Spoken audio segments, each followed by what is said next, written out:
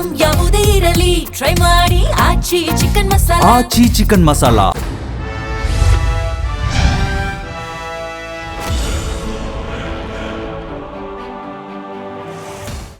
ಮಧ್ಯಪ್ರದೇಶದಲ್ಲಿ ಆಗ್ತಿರುವಂಥ ಯುದ್ಧದ ಒಂದು ಹೊಡೆತ ಏನಿದೆಯೋ ಇಡೀ ಭಾರತಕ್ಕೆ ಸಾಕಷ್ಟು ರಾಷ್ಟ್ರಗಳಿಗೆ ತೊಂದರೆ ಆಗ್ತಾ ಇದೆ. ನಮ್ಮ ಬೆಂಗಳೂರಿನಲ್ಲೂ ಕೂಡ ದೊಡ್ಡ ಮಟ್ಟದ ಪೆಟ್ಟು ಬಿದ್ದಿದೆ ಅಂದರೆ ತಪ್ಪಾಗ್ಲಿಕ್ಕಿಲ್ಲ. ಒಂದು ಕಡೆ ಹೋಟೆಲ್ಗಳಿಗೆ ಗ್ಯಾಸ್ ಸಿಗ್ತಾ ಇಲ್ಲ, ಮತ್ತೊಂದು ಕಡೆ ಮನೆಗಳಿಗೂ ಕೂಡ ಡೊಮೆಸ್ಟಿಕ್ ಗ್ಯಾಸ್ ಸಿಗ್ತಾ ಇಲ್ಲ. ಮಗದೊಂದು ಕಡೆ ಬೆಂಗಳೂರಿನಲ್ಲಿ ಪ್ರತಿನಿತ್ಯವೂ ಕೂಡ 500,000 ಸಂಪಾದನೆ ಮಾಡುವಂಥ ಆಟೋ ಚಾಲಕರಿಗೂ ಕೂಡ ಗ್ಯಾಸ್ ಸಿಗ್ತಾ ಇಲ್ಲ ಎನ್ನುವಂಥ ಆರೋಪ 2-3 ದಿನಗಳಿಂದ ಕೇಳಿ ಬರ್ತಾ ಇತ್ತು. ಅದಕ್ಕೆ ತಾಜಾ ಉದಾಹರಣೆ ಎಂಬಂತೆ ಇವತ್ತು ಎಲ್ಲೆಲ್ಲಿ ಗ್ಯಾಸ್ಗಳನ್ನು ಕೊಡುವಂಥ ಆಟೋ ಸಂಬಂಧಪಟ್ಟ ಗ್ಯಾಸ್ ಸಿಗುತ್ತೋ ಕಿಲೋಮೀಟರ್ ಗಟ್ಟಲೆ ಆಟೋ ಚಾಲಕರು ನಿಂತು ಪರಿತಪಿಸುವಂಥ ಕೆಲಸ ಆಗ್ತಾ ಇದೆ. ಹೆಚ್ಚು ಕಡಿಮೆ ಒಂದೊಂದು ಗ್ಯಾಸ್ ಸಿಗುವಂಥ ಬಂಕ್ಗಳಲ್ಲಿ 2 ಕಿಲೋಮೀಟರ್ 3 ಕಿಲೋಮೀಟರ್ ಉದ್ದಕ್ಕೂ ಕೂಡ ಆಟೋ ಚಾಲಕರು ಕಾಯುವಂಥ ಪರಿಸ್ಥಿತಿ ನಿರ್ಮಾಣ ಆಗಿದೆ. ಈ ಸಂಬಂಧಪಟ್ಟಾಗ ಆಟೋ ಚಾಲಕರು ನಮ್ಮ ಜೊತೆಗಿದ್ದಾರೆ, ಎಷ್ಟೊತ್ತಿಂದ ಕಾಯ್ತಾ ಇದ್ದಾರೆ ಅಂತ ಏನೇನುವಂತ ರೇಟಲ್ಲಿ ಕೇಳೋಣ. ನಮ್ಮ ಜೊತೆ ಆಟೋ ಚಾಲಕರು ಇದ್ದಾರೆ, ಏನ್ ಹೇಳ್ತಾರೆ ಈ ಸಂಬಂಧಪಟ್ಟ ಕೇಳ್ತಾ ಹೋಗೋಣ. ಸರ್ ಎಷ್ಟೊತ್ತಾಯ್ತು, ಏನ್ ಹೇಳ್ತಾ ಇದ್ದಾರೆ ಅಂತ? 3 ಅವರ್ ಆಯ್ತು ಬಂದು, 3/4 ಅವರ್ ಬಂದು ಆಟಿಲಿಗಾರ ಕಾದಿ ಅಲ್ಲಿ ಸಾಕಾಗಿಲ್ಲ. ಅಲ್ಲಿ 1 ಅವರ್ ಕಾದಿ ಬಂದು ಈ ಕಡೆ ಬಂದಿದ್ದೀವಿ ಶೇಷಾದ್ರಿಪುರಂ. ಇಲ್ಲಿ ಬಂದು 3/4 ಅವರ್ ಆಯ್ತು. ಎಲ್ಲ ಒಂದೊಂದು ಕಡೆ ಒಂದೊಂದು ಬೆಲೆ ನಡೀತಾ ಇದೆ. ಒಂದು ಕಡೆ 85, ಒಂದು ಕಡೆ 105, ಒಂದು ಕಡೆ 95, ಒಂದೊಂದು ಕಡೆ ಒಂದೊಂದು ಬೆಲೆ ನಡೀತಾ ಇದೆ. ಕೆಲವರು ಸಲ್ಕೊಂಡು ಹೋಗ್ತಾ ಇದ್ದಾರೆ ಗಾಳಿಗಳು. ಗ್ಯಾಸ್ ಸಿಗ್ತಾ ಇಲ್ಲ, ಗ್ಯಾಸ್ಗಳು ಸಿಗ್ತಾ ಇಲ್ಲ.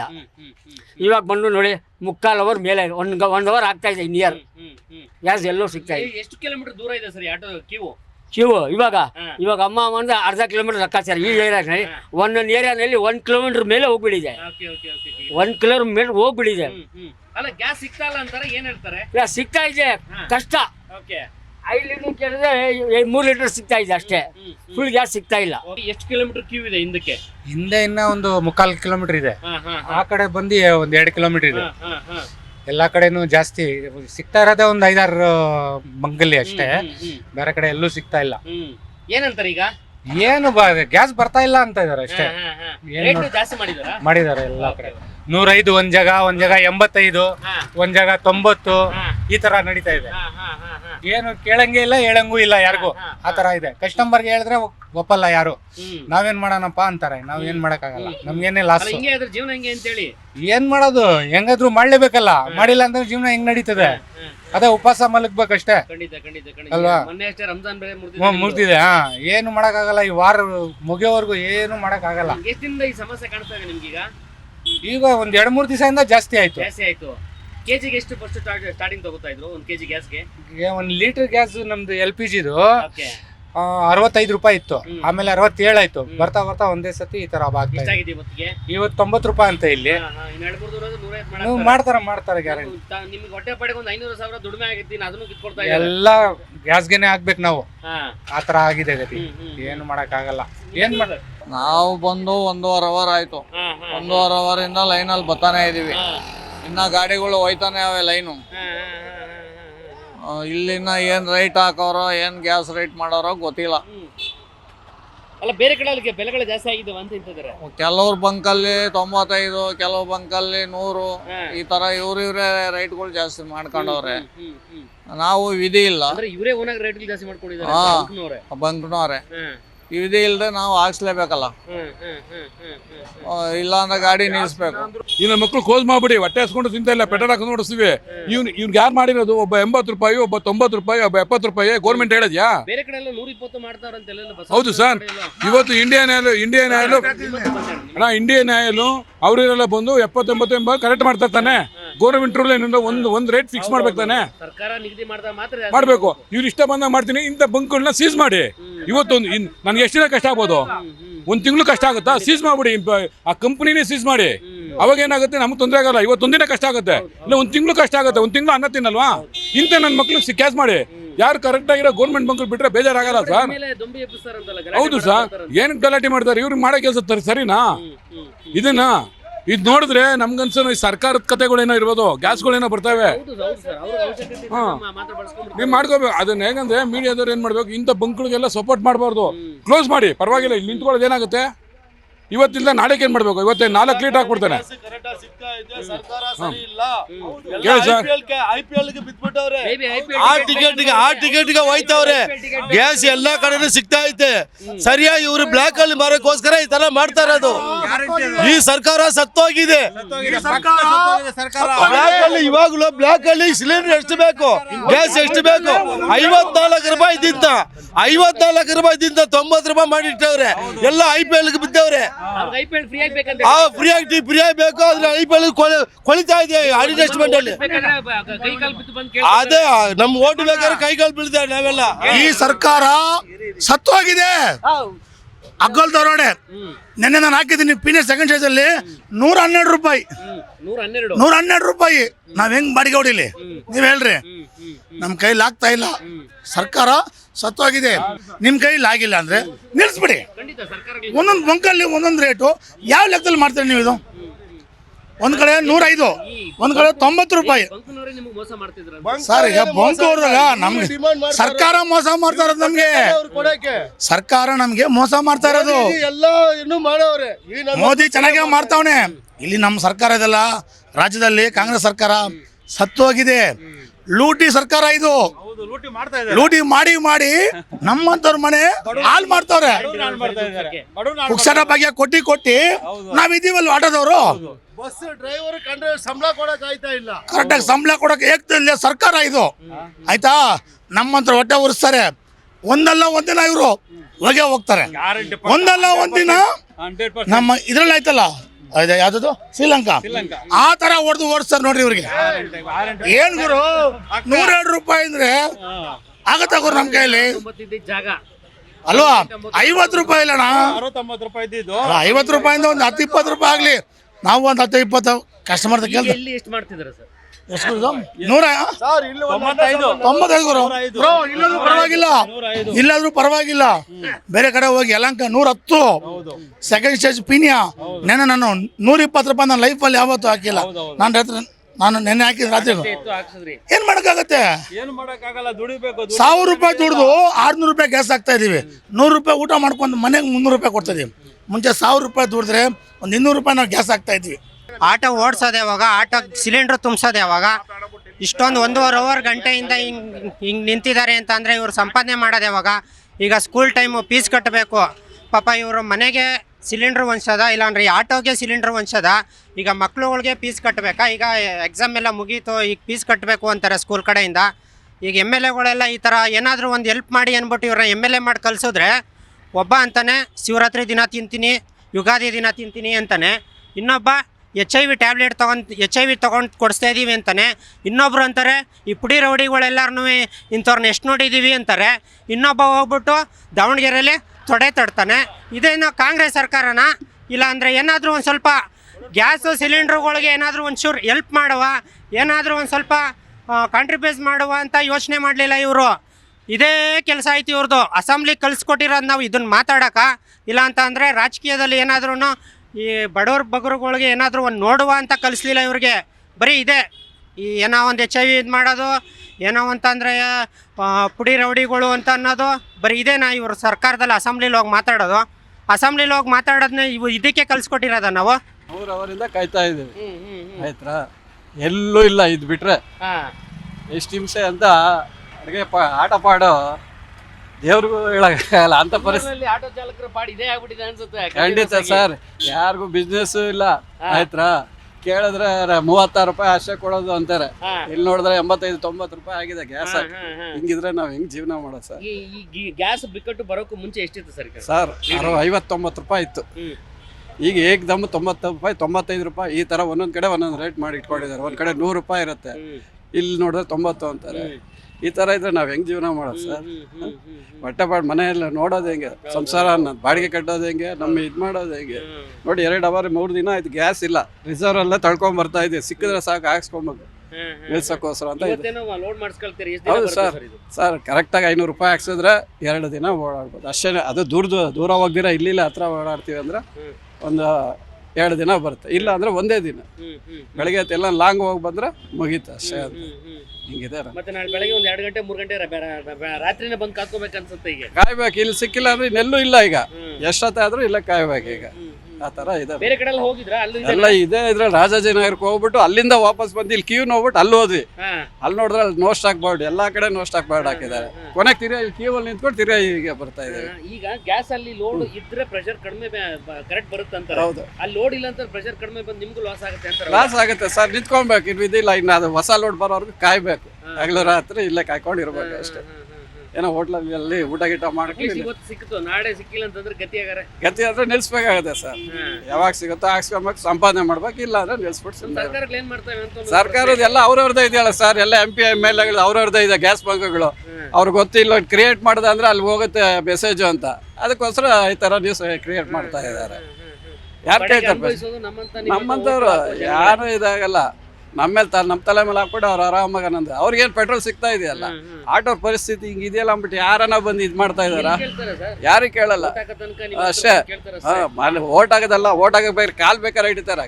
ಆಮೇಲೆ ನೀನ್ ಯಾರೋ ಗೊತ್ತಿಲ್ಲ ಹೋಗಯ್ಯ ಅಂತ. ಹಂಗಿದೆ ನಮ್ಮ ಅವ್ರಿಗೆ. ಅದಕ್ಕೆ ಅಲ್ಲ, ಅವ್ರಿಗೆ ಅಂತ ಇದು ಕ್ರೇಜ್ ಪಾಪ. ನೋಡಿ ಜನ ಹಿಂಗೆ ಹೊಟ್ಟೆ ಹೊರ್ಕೊಂಡು ಸಾಯ್ತಾ ಇದ್ರು, ಅವ್ರಿಗೆ IPL ಟಿಕೆಟ್ ಬೇಕು. ನನ್ನ ಪರಿಸ್ಥಿತಿ ಹೇಳಲ್ಲ ಸರ್. ತುಂಬ ಕಡೆ ಗ್ಯಾಸ್ ಸಿಗ್ತಾ ಇಲ್ಲ. ನಾನು ಮಾರ್ಕೆಟು ರಾತ್ರಿ 3 ಗಂಟೆವರೆಗೂ ಕಾಯ್ದು ಬಂದೆ. ಮಾರ್ಕೆಟು ಮೈಸೂರು ರೋಡು, ಸ್ಯಾಟಿಲೈಟ್ ಹತ್ರ, ಆಮೇಲೆ RT Nagar, Deve Gowda petrol bunk, ತುಂಬ ಕಡೆ ವೇಟ್ ಮಾಡಿ ಬಂದಿದ್ದೀವಿ. 2 ಅವರ್ 3 ಅವರ್ ಗಾಡಿ ತಳ್ಕೊಂಡು ಬಂದಿದ್ದೀವಿ. ತುಂಬ ಭಾರಿ ತೊಂದರೆ ಆಗ್ತದೆ. ಏನು ಸರ್ಕಾರ ಏನು ಮಾಡ್ತದೆ ಸರ್ಕಾರ ಅವರು ಏನು ಗೊತ್ತಾಗ್ತಾ ಇಲ್ಲ. 60 ರೂಪಾಯಿ ಇದ್ದಿದ್ದು ಗ್ಯಾಸ್ ರೇಟು ಈಗ 105 ರೂಪಾಯಿ ಮಾಡಿಬಿಟ್ಟಿದ್ದಾರೆ. ಸಾಯಂಕಾಲ 120 ರೂಪಾಯಿ ಆಗ್ತದೆ ಅಂತ ನ್ಯೂಸ್ಗಳಲ್ಲಿ ತೋರಿಸ್ತಾವ್ರೆ. ಏನು ಬಡವ್ರು ಆಟೋ ಡ್ರೈವರ್ಗಳು ಬದುಕಬೇಕಾ ಇಲ್ಲ ಸಾಯ್ಬೇಕಾ ಅಂತ ಅಂತ ಅರ್ಥ ಆಗ್ತಾ ಇಲ್ಲ. ಏನು ಮಾಡ್ತಾವ್ರೆ ಸರ್ಕಾರ ಅವರು ಗೊತ್ತಿಲ್ಲ. ಓಟ್ ಹಾಕ್ಸ್ಕೊಳ್ಳೋಕೆ ನೀಟಾಗಿ ಮನೆ ಹತ್ರ ಬಂದು ಓಟ್ ಹಾಕಿ ಅಂತ ಭಿಕ್ಷೆ ಬಿಡ್ಕೊಂಡು ಹೋಯ್ತಾರೆ.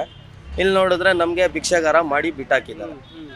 ಅಲ್ಲಿ ಸೆಂಟ್ರಲ್ ಗೌರ್ಮೆಂಟ್ ಅಲ್ಲಿ ಕೂತ್ರೆ ಮೋದಿ ಅವರು ಕೂಡ ಗ್ಯಾಸ್ ತರಿಸ್ಕೊಳ್ಳೋಕೆ ಆಗ್ತಲ್ಲ, ಅದೇ ಸಮಸ್ಯೆ ನಿಮಗೆಲ್ಲ ಬಂದಿದೆ ಅಂತ ಹೇಳಿ. ಏನ್ ಮಾಡೋದು ಸರ್, ಪ್ರಪಂಚನೇ ಮುಳುಗಿಸ್ಬಿಡ್ತಾವ್ರೆ. ಏನ್ ಮಾಡೋದು ಹೇಳಿ? ಎಷ್ಟಂತ ಭಿಕ್ಷೆ ಬೇಡೋದು, ಎಷ್ಟಂತ ಮಾಡೋದು ಅಂತ ಹೇಳಿ ನೀವೇ ಹೇಳಿ. ತುಂಬಾ ಭಾರಿ ಕಷ್ಟ ಆಗ್ತದೆ. ಆ ಡ್ರೈವರ್ಸ್ಗಳು ಏನೇನ್ ಮಾಡ್ಬೇಕು ಎಲ್ಲಾರು ತಲ್ಲಾಡ್ಕೊಂಡು ಓಡಾಡ್ಕೊಂಡು ತುಂಬಾ ಕಡೆ ಭಾರಿ ತೊಂದರೆ ಆಗ್ತದೆ. ಆಟೋ ಡ್ರೈವರ್ಗಳು ಕೆಲವು ಕಡೆ ಬಾಡಿಗೆ ಕಟ್ಟಕ್ಕಾಗ್ತಾ ಇಲ್ಲ, ಮನೆಗಳಿಗೆ ಬಾಡಿಗೆ ಕಟ್ಟಕ್ಕಾಗ್ತಾ ಇಲ್ಲ ಅಂತ ಪ್ರಾಬ್ಲಮ್ ಆಗ್ಬಿಟ್ಟಿದೆ ಆಟೋ ಡ್ರೈವರ್ಗಳಿಗೆ. ಒಂದು ಹೊತ್ತು ಎಲ್ಲಾದ್ರೂ 100 ರೂಪಾಯಿ ಬಾಡಿಗೆಗೆ 10 ರೂಪಾಯಿ ಜಾಸ್ತಿ ಕೇಳ್ಬಿಟ್ರೆ ಕಸ್ಟಮರ್ಗಳು ಏನೋ ಒಂದು ತಲೆ ಮೇಲೆ ಪ್ರಪಂಚ ಇಟ್ಕೊಳ್ಳೋ ತರ ಮಾತಾಡ್ತಾರ. ನಿನ್ನೆ DC ಅವರು ನಿಮ್ ಕಡೆಯಿಂದ ಒಂದು 20 ರೂಪಾಯಿ ರೂಟ್ಗೆ ಆದ್ರೂ ಕೊಡಿ ಅಂತ ಕೇಳಿದ್ದಾರೆ, ಒಂದು ಸಿಂಗಲ್ ರೈಡ್ಗೆ. ಅದು ಕೂಡ ಹೌದು ಸರ್, ಅದು ಕೂಡ ಕೊಡೋಕೆ ರೆಡಿ ಇಲ್ಲ. ಏನೋ ಒಂದು ಕಸ್ಟಮರ್ ಹತ್ರ 10 ರೂಪಾಯಿ ಕೇಳಿದ್ರೆ ಏನೋ ಪ್ರಪಂಚ ಎತ್ತಿ ತಲೆ ಮೇಲೆ ಇಟ್ಕೊಳ್ಳೋ ತರ ಮಾತಾಡ್ತಾವ್ರೆ. ಪಾಪ ಆಟೋ ಡ್ರೈವರ್ಗಳು ಏನ್ ಮಾಡ್ಬೇಕು, ಈ ತರ ಭಾರಿ ಸಮಸ್ಯೆ ಆಗಿದೆ. ಏನ್ ಮಾಡ್ಬೇಕು ಅಂತ ಅರ್ಥ ಆಗ್ತಲ್ಲ. ಸರ್ಕಾರ ಏನಾದ್ರೂ ಒಂದು ಪರಿಹಾರ ತಗೊಳ್ಬೇಕು ಇದ್ರ ಬಗ್ಗೆ. ಸಮಸ್ಯೆ ನಿಮ್ಗೆ ಕಾಡ್ತಾ ಇದೆ ಅಂತ ಆಲ್ಮೋಸ್ಟ್ 1 ವಾರದಿಂದ ಇದೆ ಸರ್. 2.5 ಕಿಲೋಮೀಟರ್ ಬರ್ತಾ ಇದೆ. ಈ ಒಂದು ಬಂಕ್ ಅಲ್ಲ, ಎಲ್ಲಾ ಬಂಕಲ್ಲೂ ಇದೇ ಪ್ರಾಬ್ಲಮ್.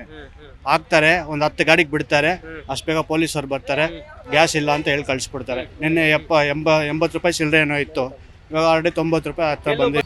ಈ ಥರ ಹಿಂಸೆ ಎಲ್ಲಣ.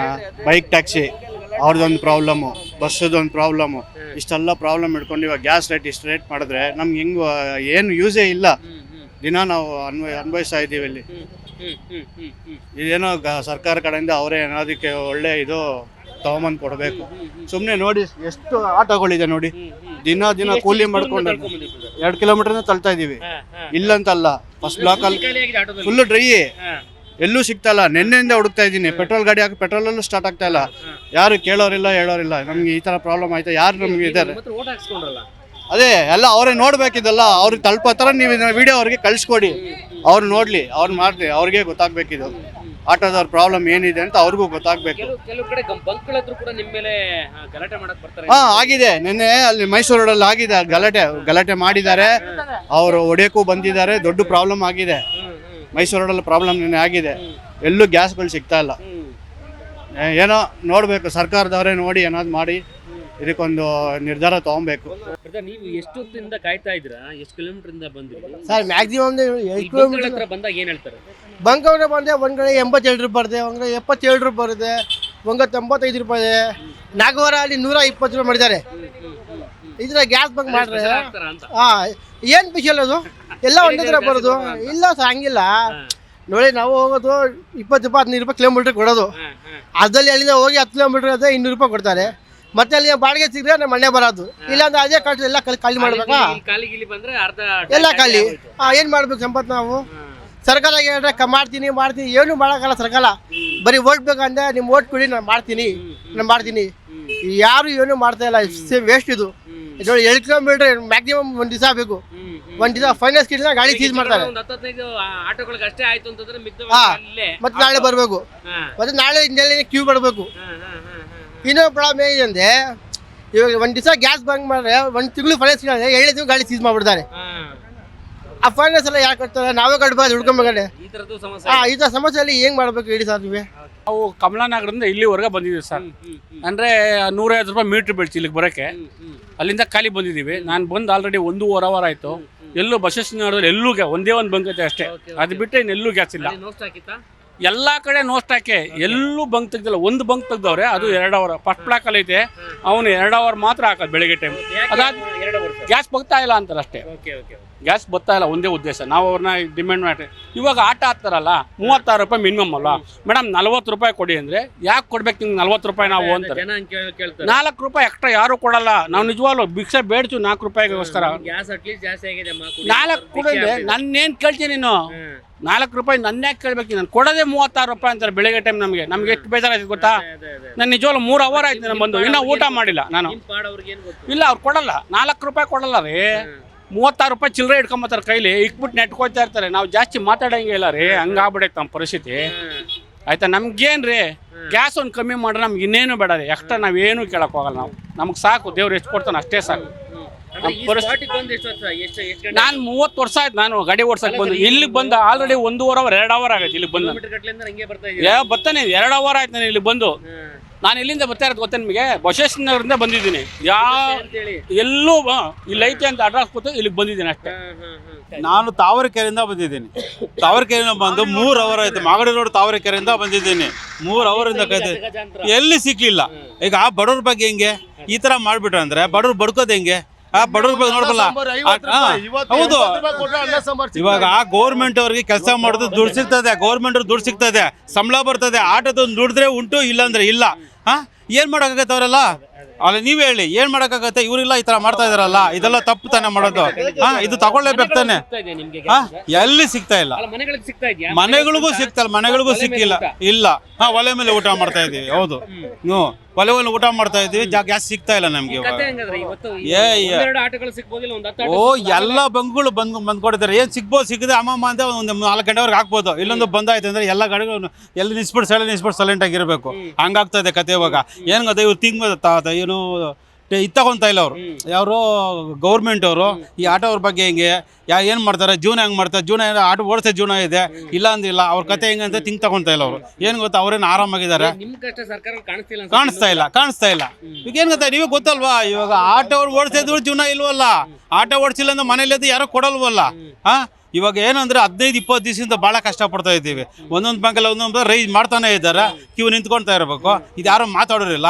ಸಿದ್ದರಾಮಯ್ಯ ಒಂದ್ ಕಡೆ ಹೋಗ್ತಿರ್ತಾರೆ, DK ಶಿವಕುಮಾರ್ ಒಂದ್ ಕಡೆ ಇರ್ತಾರೆ. ಅವರಲ್ಲ, ಅವರು ಬೆಂಗಳೂರು ಬಗ್ಗೆ ತಲೆನೇ ಕೆಡ್ಸ್ಕೊಂತ ಇಲ್ಲ. ಅವರು ಬೆಂಗಳೂರು ಬಗ್ಗೆ ಹೆಂಗನ ಆಳ್ಬೋದು ಅಲ್ಲಿ ನನ್ನ ಮಕ್ಕಳು ನಮ್ಗೆ ಯಾಕೆ ಅನ್ನೋದು ಅವ್ರ ಪಾಡಕ್ಕೆ ಅವ್ರು ಸೈಲೆಂಟಾಗಿ ಇದ್ಬಿಟ್ಟಿದ್ದಾರೆ. ಅವ್ರು ಯಾರು ತಲೆ ಕೆಡ್ಸ್ಕೊಂತ ಇಲ್ಲ. ಆ ತಲೆ ಕೆಡ್ಸ್ಕೊಂಡಿದ್ದಕ್ಕೆ ಈಗ ಆಟೋದವ್ರು ಏನು ಮಾಡ್ತಾರೆ, ನಮ್ಮ ಮನೆ ಬರೋ ಬಂದಿದ್ರೆ ಮಾಡ್ರಪ್ಪ ಅಂತ ಮಾಡ್ತಾ ಇರ್ತೀವಿ. ಈಗ ಏನು ಗೊತ್ತಾ, ಈ ಆಟೋ ಡಿಪಾರ್ಟ್ಮೆಂಟ್ ಅವ್ರು ಕೂಡ ತಲೆ ಕೆಡ್ಸ್ಕೊಂತ ಇಲ್ಲ. ಹಂಗಾಗೈತೆ. ಕೆಲವೊಂದು ಸಂಘಟನೆಗಳು ನಿನ್ನೆ DC ಪತ್ರ ಬರೆದಿದ್ದಾರೆ. ಅಟ್ಲೀಸ್ಟ್ ಒಂದು ಸಿಂಗಲ್ ರೈಡ್ 20 ರೂಪಾಯಿ ಜಾಸ್ತಿ ಕೊಡಿ ಅಂತ ಹೇಳಿ. DC ಅವ್ರು ಇನ್ನೂ ಪರ್ಮಿಷನ್ ಕೊಟ್ಟಿಲ್ಲ ನಿಮ್ಗೆ? ಇನ್ನ ಕೊಟ್ಟಿಲ್ಲ. ಹಿಂಗ ಅದಕ್ಕೆ ಬರ ಇಕ್ಬೇಕಲ್ಲ ಇವಾಗ. ಅದು ಕೊಡ್ಬೇಕಂದ್ರೆ ಅವ್ರು ಎಲ್ಲಿಂದ ತಂದು ಕೊಡೋದು? ಇವಾಗ ಬಿಸ್ನೆಸ್ ಇಲ್ವಲ್ಲ, ಗ್ಯಾಸೇ ಇಲ್ವಲ್ಲ. ಗ್ಯಾಸ್ ಹೋಗಿ ತಗೊಂಡು ದುಡಿದ್ರೆ ಮನೆ ಮಕ್ಕಳು ಊಟ, ಇಲ್ಲ ಅಂದ್ರೆ ಊಟ ಇಲ್ಲ. ಈ ತರ ಮಾಡ್ಬಿಟ್ರೆ ಹೆಂಗಪ್ಪ ಮಾಡೋದು? ಈಗ ನಮಗೆ ಗೌರ್ಮೆಂಟ್ ಕಡೆ ನಮಗೆ ಸಪೋರ್ಟ್ ಇದೆಯಾ? ಏನು ಸಪೋರ್ಟ್ ಇಲ್ಲ. ಮನೇಲಿ ಕೂತಿದ್ರು ಕೂಡ ಹೆಂಡತಿ ಮಕ್ಕಳು ಕೆಲ್ಸಕ್ಕೂ ಕಳ್ಸಕ್ ಹೋಗಲ್ಲ. ಹಂಗಾಗ್ತಾ ಇದ್ದೀವಿ ಕತೆ. ಇವಾಗಲ್ಲ ಹಿಂಗ್ ಮಾಡ್ತಾ ಇದಿರಲ್ಲ. ಗ್ಯಾಸ್ ಹಾಕಕ್ಕೆ ಲೈನಲ್ಲಿ ಕ್ಯೂ ನಿಂತ್ಕೊಂಡಿದ್ದೀವಿ. 1.5 ಗಂಟೆ ನಿಂತ್ಕೊಂಡಿದ್ಬಿಟ್ಟು ಆಮೇಲೆ ಗ್ಯಾಸ್ ಖಾಲಿ ಅಂತ ಹೇಳ್ಬಿಟ್ಟು ಕಳಿಸ್ತಾ ಇದ್ದಾರೆ. ಫಸ್ಟ್ ಬ್ಲಾಕ್, ರಾಜಾಜಿನಗರ್ ಫಸ್ಟ್ ಬ್ಲಾಕಲ್ಲಿ ಹೋಗ್ಬಿಟ್ಟು ಒಂದು 2 ಅವರ್ ಕಾಯ್ಕೊಂಡಿದ್ದು ಗ್ಯಾಸ್ ಖಾಲಿ ಆಗೋಯ್ತು ಅಂತ ವಾಪಸ್ ಬಂದಿದ್ದೀವಿ. ಇವಾಗ ಶೇಷಾದ್ರಿಪುರದಲ್ಲಿ ಬಂದು ನಿಂತ್ಕೊಂಡಿದ್ದೀವಿ. ಕ್ಯೂ ನಿಂತ್ಕೊಂಡು 1.5 ಗಂಟೆಯಿಂದ ಇದೀವಿ. ಈಗ ಇನ್ನೂ ಸ್ವಲ್ಪ ಮುಂದೆ ಇದೆ ಗಾಡಿ. ಈಗ ಇನ್ನೂ ಗ್ಯಾಸ್ ರೇಟ್ ಜಾಸ್ತಿ ಆತಪ್ಪ ಅಂದ್ರೆ ಎಲ್ಲ ಆಟೋ ಚಾಲಕರು ಆಟೋಗಳು ಅವ್ರ ಮನೆ ಮುಂದೆ ಹಚ್ಚಿ ಇಲ್ಲ ಗುಂಡಿ ಕೆಲ್ಸಕ್ಕೆ ಇಲ್ಲ ಬಾರ್ ಬಿಲ್ಡಿಂಗ್ ಕೆಲ್ಸಕ್ಕೆ ಹೋಗ್ಬೇಕಾಗುತ್ತೆ. ಇದು ಗ್ಯಾಸಿಂದ ರೇಟ್ ಕಮ್ಮಿ ಆಗ್ಬೇಕಂತೇಳಿ ನಾವು ವಿನಂತಿ ಮಾಡ್ತೀವಿ ಸರ್.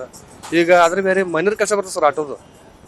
ಸ್ವಲ್ಪ 100-200 ರೂಪಾಯಿದು ಅದು ಮೈನರ್ ಕೆಲಸನೂ ನಮ್ಮ ಕೈಲಿ ಮಾಡ್ಸೋಕ್ಕಾಗಲ್ಲ ಸರ್. ಈ ಗ್ಯಾಸಿನ ರೇಟ್ ಏರಿದ್ದಕ್ಕೆ ದಯವಿಟ್ಟು ಸರ್ ಗ್ಯಾಸ್ ರೇಟ್ ಕಮ್ಮಿ ಆಗ್ಬೇಕಂತೇಳಿ ನಾವು ವಿನಂತಿ ಮಾಡ್ತೀವಿ ಸರ್. ಹೌದು ಸರ್, ಒಟ್ಟು ಮ್ಯಾಗ ಬರೀ ಅನ್ನಕ್ಕೆ ಹೇಳ್ರಿ, ಎಲ್ಲ ಕಡೆ ಬರೀ ಬೆಳಗಾತಿ ಸರ್. ಮನೆ ಜೀವನ ನಡ್ಸಕ್ಕೆ ನಮ್ಗೆ ಹೊಜಾಗಿ ಬಿಟ್ಟಿದ್ರಿ ಸರ್. ಅದ್ರ ಬೇರೆ ದುಡಿಬೇಕು ಸರ್, ದಿನಕ್ಕೆ ಒಂದು 400-500 ರೂಪಾಯಿ ಗ್ಯಾಸ್ ಹಾಕಿಸ್ಬೇಕು ಸರ್. ಅದ್ರ ಬೇರೆ ನಮಗೆ ಮುಂದೆ ಜೀವನ ಏನು ಮಾತಾಡೋಕ್ಕಾಗಲ್ರಿ ಸರ್. ನಾವು ಸಾಲ ಮಾಡಿ ಕಂತು ಇಲ್ಲಿಂದ್ರ ಗಾಡಿ ತೊಗೊಂಡಿರ್ತೀವಣ್ಣ. ಹಿಂಗೆ ಗ್ಯಾಸಿನ ರೇಟ್ ಜಾಸ್ತಿ ಮಾಡಿದ್ರೆ ಹೆಂಗೆ ದುಡ್ಕೊಂಡು ತಿನ್ಬೇಕಣ್ಣ? 68 ರೂಪಾಯಿ ಗ್ಯಾಸ್ ಆಗಿತ್ತಣ್ಣ, ಈಗ 100 ರೂಪಾಯಿ 80 ರೂಪಾಯಿ 90 ರೂಪಾಯಿ ಲೀಟರ್ ಮಾಡಿದ್ರೆ ನಾವು ಹೆಂಗೆ ದುಡ್ಕೊಂಡು ತಿನ್ಬೇಕಣ್ಣ? ನಾವು ಕಂತೂ ಕಟ್ಟಬೇಕಣ್ಣ, ಇಲ್ಲಿ ಮನೇನೂ ನಡೆಸ್ಬೇಕು, ಆದ್ರೆ ಅವ್ವಾರ ಅಪ್ಪರಿಗೆ ಎಲ್ಲರಿಗೂ ನೋಡ್ಕೋಬೇಕು. ನಾವು ಮನೆ ನಡೆಸೋರು ಹೆಂಗೆ ನಡೆಸ್ಬೇಕಣ್ಣ ಹಿಂಗೆ ಮಾಡಿದ್ರೆ? ಪ್ಯಾಸೆಂಜರ್ ಮಾತ್ರ ರೇಟ್ ಅಷ್ಟೇ ತೊಗೊಂತೀವಣ್ಣ. ಈಗ 10 ರೂಪಾಯಿ ಜಾಸ್ತಿ ಕೇಳಿದ್ರೆ ನಾವು ಯಾವ್ದಕ್ಕೆ ಜಾಸ್ತಿ ಕೊಡ್ಬೇಕು? ನೀವು 20 ರೂಪಾಯಿನ ತೊಗೊಂತೀರಿ, 20 ರೂಪಾಯಿನ ತೊಗೋಬೇಕು ಅಂತೇಳಿ ಹಿಂಗೆ ಮಾತಾಡ್ತಾರಣ್ಣ. ಒಬ್ಬೊಬ್ಬರು ನಾವು 10 ರೂಪಾಯಿನ ಕೊಡ್ತೀವಿ, ಇದು ಕೊಡ್ತೀವಿ ಅಂದ್ರೆ ಹಿಂಗೆ ಗ್ಯಾಸಿನ ರೇಟ್ ಜಾಸ್ತಿ ಮಾಡ್ಕೊಂಡು ಹೋದ್ರೆ ನಾವು ಹೆಂಗೆ ದುಡಿಬೇಕಣ್ಣ? ಎಲ್ಲ ಆಟೋ ಚಾಲಕರು ಸೇರಿ ಸ್ಟ್ರೈಕ್ ಮಾಡ್ಬೇಕಂತೇಳಿ ಇದು ಮಾಡ್ಬೇಕಂತಣ್ಣ. ಹಿಂಗಾದ್ರೆ ಮನೆ ನಡೆಸೋದು ಭಾಳ ವಜನ್ ಆಗತ್ತಣ್ಣ. ಆಟೋ ಸಾಲ ಫಲ ಮಾಡಿ ಆಟೋದವ್ರಿಗೆ ಕಂತು ಕಟ್ಟೋದು ಇದು ಮಾಡಿರ್ತೀವಣ್ಣ. ಹಿಂಗೆ ಮಾಡಿದ್ರೆ ಜೀವನ ಹೆಂಗಣ್ಣ ನಮ್ಗೆ? ಈಗಾಗಲೇ ಬೆಲೆ ಏರಿಕೆಯ ಬಿಸಿ ಜನರನ್ನು ತತ್ತರಿಸಿ ಹೋಗುವಂತೆ ಮಾಡಿದೆ. ಯಾಕಂದ್ರೆ ಏಪ್ರಿಲ್ 1ರಿಂದ ಅನೇಕ ಬೆಲೆ ಏರಿಕೆಗಳು ನಮ್ಮ ಸಾಮಾನ್ಯ ಜನರ ಒಂದು ಜೇಬರಿಗೆ ಕತ್ತರಿ ಬೀಳ್ತಕ್ಕಂಥ ಪರಿಸ್ಥಿತಿ ಎದುರಾಗಿದೆ. ಯಾಕಂದ್ರೆ ಇವತ್ತಿನಿಂದ ವಿದ್ಯುತ್ ಬೆಲೆಯಲ್ಲಿ ಏರಿಕೆ, BWSSB ಅವರ ನೀರಿನ ಬೆಲೆಯಲ್ಲಿ ಏರಿಕೆ, ಕಮರ್ಷಿಯಲ್ ಸಿಲಿಂಡರ್ ಬೆಲೆಯಲ್ಲಿ ಏರಿಕೆ. ಸೊ ಈ ರೀತಿ ಬೆಲೆ ಏರಿಕೆ ಪದೇ ಪದೇ, ಯಾಕಂದ್ರೆ ಏನು ಜಲಮಂಡಳಿ ಕಳೆದ 3-4 ತಿಂಗಳುಗಳಿಂದ ಒಂದು 4-5 ತಿಂಗಳುಗಳು ಆಗಿದೆ ಅಷ್ಟೇ ಬೆಲೆ ಏರಿಕೆ 35% ಬೆಲೆ ಏರಿಕೆ ಮಾಡಿ ಮತ್ತೊಮ್ಮೆ ಬೆಲೆ ಏರಿಕೆ ಮಾಡ್ತಕ್ಕಂಥ ಅನಿವಾರ್ಯತೆ ಆದ್ರೂ ಏನಿತ್ತು ಅನ್ನುವಂಥದ್ದು ಕೂಡ ಯಕ್ಷ ಪ್ರಶ್ನೆಯಾಗಿ ಉಳಿತಾ ಇದೆ. ಯಾಕಂದ್ರೆ ಇವತ್ತು ಯಾವ ರೀತಿ ಪರಿಸ್ಥಿತಿ ಇದೆ ಅಂದ್ರೆ, ಅದರಲ್ಲೂ ಸಣ್ಣ ಮತ್ತು ಮಧ್ಯಮ ಒಂದು ಏನು ಬಿಸ್ನೆಸ್ ಮಾಡ್ತಕ್ಕಂಥವ್ರು, ವಾಣಿಜ್ಯ ಉದ್ಯಮಗಳು ಏನಿದ್ದಾರೆ, ಅವರಿಗೆ ಈಗಾಗಲೇ ಸಿಲಿಂಡರ್ಗಳ ಒಂದು ಅಭಾವ ಸೃಷ್ಟಿಯಾಗಿ ಬಿಸ್ನೆಸ್ ಅಲ್ಲಿ ಸಂಪೂರ್ಣವಾಗಿ ಕುಂಠಿತ ಆಗಿರ್ತಕ್ಕಂಥದ್ದು. ಹೋಟೆಲ್ ಉದ್ದಿಮೆ, PGಗಳ ಉದ್ದಿಮೆ, ಅದೇ ರೀತಿ ಅನೇಕ ಕ್ಯಾಟರಿಂಗ್ ಎಂದು ಪ್ರತಿಯೊಂದು ಕೂಡ ಸಮಸ್ಯೆಯಲ್ಲಿರುವಂತ ಪರಿಸ್ಥಿತಿಯಲ್ಲಿ ಮತ್ತೊಮ್ಮೆ 2ನೇ ಬಾರಿಗೆ ಮತ್ತೊಮ್ಮೆ ವಾಣಿಜ್ಯ ಸಿಲಿಂಡರ್ಗಳ ಬೆಲೆ ಏರಿಕೆ ನೋಡಿದ್ರೆ ನಿಜವಾಗಿಯೂ ಸಹ ಸರ್ಕಾರ ಇವೆಲ್ಲದರ ಮಧ್ಯೆ ಟೋಲ್ ಬೆಲೆಯನ್ನು ಕೂಡ, ರಾಷ್ಟ್ರೀಯ ಹೆದ್ದಾರಿ ಟೋಲ್ಗಳ ಬೆಲೆಯನ್ನು ಕೂಡ ಹೆಚ್ಚಿಗೆ ಮಾಡಿರ್ತಕ್ಕಂಥದ್ದು. ಇದು ನಾವೆಲ್ಲ ಇಷ್ಟೆಲ್ಲ ಟ್ಯಾಕ್ಸ್ ಕಟ್ಟಿ ಇಷ್ಟೆಲ್ಲ ವ್ಯವಸ್ಥಿತವಾಗಿ ಎಲ್ಲ ಈ ಒಂದು ನಮ್ಮ ದೇಶದಲ್ಲಿ ಇವತ್ತು ಅನೇಕ ರೀತಿಯ ಒಂದು ಸಂಪನ್ಮೂಲಗಳು ಎಲ್ಲವೂ ಇದ್ರೂ ಕೂಡ ಪದೇ ಪದೇ ಜನಸಾಮಾನ್ಯರ ಮೇಲೆ ಈ ರೀತಿ ಬೆಲೆ ಏರ್ತಕ್ಕಂಥದ್ದು ಎಲ್ಲೋ ಒಂದತ್ರ ಬಹಳ ನೋವಿನ ಸಂಗತಿ ಆಗ್ತಾ ಇದೆ. ಸರ್ಕಾರಗಳು ಗಮನಿಸಬೇಕು. ಸಾಮಾನ್ಯ ವರ್ಗದವರಿಗೆ, ತಳಭಾಗದ ಜನರಿಗೆ ಈ ರೀತಿಯ ಒತ್ತಡ ಕೊಟ್ರೆ ನಿಜವಾಗಿಯೂ ಸಹ ಜೀವನ ನಡೆಸ್ತಕ್ಕಂಥದ್ದು ಬಹಳ ಕಷ್ಟ ಸಾಧ್ಯವಾಗ್ತಾ ಇದೆ. ಯಾಕಂದ್ರೆ ಉಳ್ಳವರನ್ನ ನೀವು ಆ ಒಂದು ಸಮಸ್ಯೆಗಳ ಸುಳಿಗೆ ಸಿಗುತ್ತಾ ಇಲ್ಲ. ಇವತ್ತು ಸಾಮಾನ್ಯರನ್ನೇ ಗುರಿಯಾಗಿರಿಸಿ ಈ ಒಂದು ಬೆಲೆ ಏರಿಕೆಯ ಬಿಸಿ ತಟ್ಟುವಂತೆ ಮಾಡ್ತಾ ಇದ್ದೀರಾ. ದಯಮಾಡಿ ಬೆಲೆ ಏರಿಕೆಯಿಂದ ಮುಕ್ತ ಮಾಡಿ. ಅನೇಕ ಉದ್ಯಮಿಗಳು ಇವತ್ತು ಬಹಳ ತೊಂದರೆಯಲ್ಲಿ ಇರ್ತಕ್ಕಂಥ ಪರಿಸ್ಥಿತಿ ಎದುರಾಗಿದೆ. ಇನ್ನು ಬೆಲೆ ಏರಿಕೆಯ ಬಿಸಿ ಮತ್ತೆ ತಟ್ಟಿದ್ರೆ ಬರ್ತಕ್ಕಂಥ ಲಾಭದ ಏನು ಅಂಶಗಳಿದಾವೆ ಅವು ಕಳೆದು ಮತ್ತೆ ನಷ್ಟಕ್ಕೆ ಪ್ರತಿಯೊಬ್ರು ಹೋಗ್ತಕ್ಕಂಥ ಪರಿಸ್ಥಿತಿ ಬರ್ತಕ್ಕಂಥದ್ದು ಆಗುತ್ತೆ. ಈ ನಿಟ್ಟಿನಲ್ಲಿ ಪದೇ ಪ್ರತಿಯೊಂದನ್ನು ಕೂಡ ಈ ರೀತಿ ಬೆಲೆ ಏರಿಕೆ ಮಾಡಿ ಅವರ ಆದಾಯ ಕಡಿಮೆ ಮಾಡಿದ್ರೆ ಯಾವ ರೀತಿ ಜೀವನ ಸಾಗಿಸೋದು ಅನ್ನುವಂಥದ್ದು ಕೂಡ ನಿಜವಾಗಿಯೂ ಸಹ ನಮಗೆ ಪ್ರಶ್ನೆಯಾಗಿ ಉಳಿತಾ ಇದೆ. ಸೊ ಈ ನಿಟ್ಟಿನಲ್ಲಿ ಎಲ್ಲೋ ಒಂದತ್ರ ಈ ರೀತಿಯ ಬೆಲೆ ಏರಿಕೆ ಖಂಡನೀಯ. ಈ ರೀತಿ ಬೆಲೆ ಏರಿಕೆ ಮಾಡ್ತಕ್ಕಂಥದ್ದು ಸೂಕ್ತ ಅಲ್ಲ. ಈ ರೀತಿ ಬೆಲೆ ಏರಿಕೆಯಿಂದ ಸಾಮಾನ್ಯ ಜನರಿಗೆ ಬಹಳ ಹೊರೆಯಾಗುತ್ತೆ ಅನ್ನುವಂತಹ ಒಂದು ವೈಯಕ್ತಿಕ ಅಭಿಪ್ರಾಯವನ್ನು ಈ ಸಂದರ್ಭದಲ್ಲಿ ನಾವು ಹೇಳ್ತಾ ಇದ್ದೀವಿ. ಸದ್ಯಕ್ಕೆ LPG ಗ್ಯಾಸ್ ಸಿಗ್ತಾ ಇಲ್ಲ ಎನ್ನುವಂಥ ನಿಟ್ಟಿನಲ್ಲಿ ಬೆಂಗಳೂರಿನ ಬಹುತೇಕ ಆಟೋಗಳಿಗೆ ಸಿಗುವಂತಹ ಬಂಕ್ಗಳೇನಿದ್ದಾವೋ ಗ್ಯಾಸ್ಗಳ ಸಂಬಂಧಪಟ್ಟಾಗೆ ಇಲ್ಲಿ ನಾನು ನಿಮ್ಗೆ ತೋರಿಸ್ತಿರುವಂಥ ಜಾಗ ಏನಿದೆ ಶೇಷಾದ್ರಿಪುರಂ ಮುಖ್ಯ ರಸ್ತೆ, ಈ ಒಂದು ಜಾಗದಲ್ಲಿ ಈ ಒಂದು ಮಾರ್ಗದಲ್ಲೇ ಕಿಲೋಮೀಟರ್ ಗಟ್ಟಲೆ ಆಟೋಗಳು ನಿಂತಿರುವಂಥದ್ದು. ಬೆಳಗ್ಗಿಂದಲೂ ನಿರಂತರವಾಗಿ ಆಟೋ ಚಾಲಕರು ಗ್ಯಾಸ್ ಸಿಗುತ್ತೆ, ನಾವು ಇವತ್ತಿನ ದುಡಿಮೆ ಮಾಡ್ಕೊಳ್ಬಹುದು ಎನ್ನುವಂಥ ನಿಟ್ಟಿನಲ್ಲಿ ಕಾದು ನಿಂತಿರುವಂಥ ಕೆಲಸ ಆಗ್ತಾ ಇದೆ. ಇನ್ನು ಬಲಭಾಗದಲ್ಲಿ ನೋಡ್ಬೋದು, ಇಲ್ಲೂ ಕೂಡ ಹೆಚ್ಚು ಕಡಿಮೆ 3 ಲೈನ್ಗಳಲ್ಲಿ ಇದೇ ಪರಿಸ್ಥಿತಿ ನಿರ್ಮಾಣ ಆಗಿದೆ. ಸದ್ಯಕ್ಕೆ ಈ ಒಂದು 2-3 ಲೈನ್ಗಳಲ್ಲಿ ಹೆಚ್ಚು ಕಡಿಮೆ 1,000ಕ್ಕೂ ಹೆಚ್ಚು ಆಟೋ ಚಾಲಕರು ಇಲ್ಲಿ ಗ್ಯಾಸ್ಗಾಗಿ ಪರದಾಡುವಂಥ ಪರಿಸ್ಥಿತಿ ನಿರ್ಮಾಣ ಆಗ್ತಿದ್ರು ಕೂಡ ಸರ್ಕಾರಗಳು ಯಾಕೆ ಮೌನವನ್ನು ವಹಿಸುವಂಥ ಕೆಲಸ ಆಗ್ತಾ ಇದೆ? ಮಧ್ಯಪ್ರಾಚ್ಯದಿಂದ ತಗಲಾಕೊಂಡಿರುವಂಥ ಒಂದು ಏನು ಹರ್ಮುಜ್ ಜಲಸಂಧಿಯಲ್ಲಿ ಸಿಕ್ಕಾಕೊಂಡಿರುವಂಥ ಹಡಗುಗಳನ್ನು ಯಾಕೆ ತರಿಸ್ಕೊಳ್ಳಿಕ್ಕೆ ಆಗ್ತಾ ಇಲ್ಲ? ಅವೆಲ್ಲವೂ ಕೂಡ ತರಿಸ್ಕೊಂಡ್ರೆ ಇಲ್ಲಾಗ್ತಿರುವಂಥ ಸಮಸ್ಯೆಗಳನ್ನು ಸ್ಟಾಪ್ ಮಾಡಬಹುದು ಎನ್ನುವಂಥ ನಿಟ್ಟಿನಲ್ಲಿ ಸದ್ಯಕ್ಕೆ ಜನರ ಅಭಿಪ್ರಾಯ ಆಗಿರುವಂಥದ್ದು. ಆಟೋಗಳಷ್ಟೇ ತೊಂದರೆ ಅಲ್ಲ, ಮನೆಗಳಲ್ಲೂ ಗ್ಯಾಸ್ ಸಿಗ್ತಾ ಇಲ್ಲ, ಅಂದರೆ ಡೊಮೆಸ್ಟಿಕ್ ಗ್ಯಾಸ್ ಸಿಲಿಂಡರ್ ಸಿಗ್ತಾ ಇಲ್ಲ, ಕಮರ್ಷಿಯಲ್ ಗ್ಯಾಸ್ ಸಿಲಿಂಡರ್ ಸಿಗ್ತಾ ಇಲ್ಲ, ಹೋಟೆಲ್ಗಳು ಕ್ಲೋಸ್ ಆಗ್ತಾ ಇದ್ದಾವೆ. ಇದ್ರ ಜೊತೆಗೆ ನಮ್ಮ ಪಾಡು ಕೂಡ ಹೇಳತೀರದಂತಹ ಪರಿಸ್ಥಿತಿ ನಿರ್ಮಾಣ ಆಗಿರುವಂಥ ಕಾರಣದಿಂದಾಗಿ ಇದಕ್ಕೆ ಸರ್ಕಾರಗಳೇ ನೇರ ಹೊಣೆ ಎನ್ನುವಂಥ ಆರೋಪವನ್ನು ಮಾಡಲಾಗ್ತಾ ಇದ್ದು, ಸಿದ್ದರಾಮಯ್ಯನವರು ಕೂಡಲೇ ಅರಿತುಕೊಳ್ಬೇಕು, ಜೊತೆಗೆ ಮೋದಿಯವರು ಕೂಡ ನಮ್ಮ ಕಡೆ ಗಮನ ಹರಿಸಬೇಕು. ಇಲ್ಲದೇ ಇದ್ದ ಪಕ್ಷದಲ್ಲಿ ನಮ್ಮ ಹೊಟ್ಟೆಪಾಡಿಗೆ ತಣ್ಣೀರು ಬಟ್ಟೆ ಎನ್ನುವಂಥ ಆಗ್ರಹವನ್ನು ಅಳಲನ್ನು ಒಟ್ಟಾರೆಯಾಗಿ ಇವತ್ತು ನಮ್ಮ ಜೊತೆ ತೋಡ್ಕೊಳ್ಳುವಂಥ ಕೆಲಸ ಆಗ್ತಾ ಇದೆ. ಕ್ಯಾಮ್ರಾ ಪರ್ಸನ್ ಗುಡಿಗೇರಿ ಜೊತೆ ಮಂಜುನಾಥ್ ಹೊಸಹಳ್ಳಿ, ಜೀ ಕನ್ನಡ ನ್ಯೂಸ್, ಬೆಂಗಳೂರು.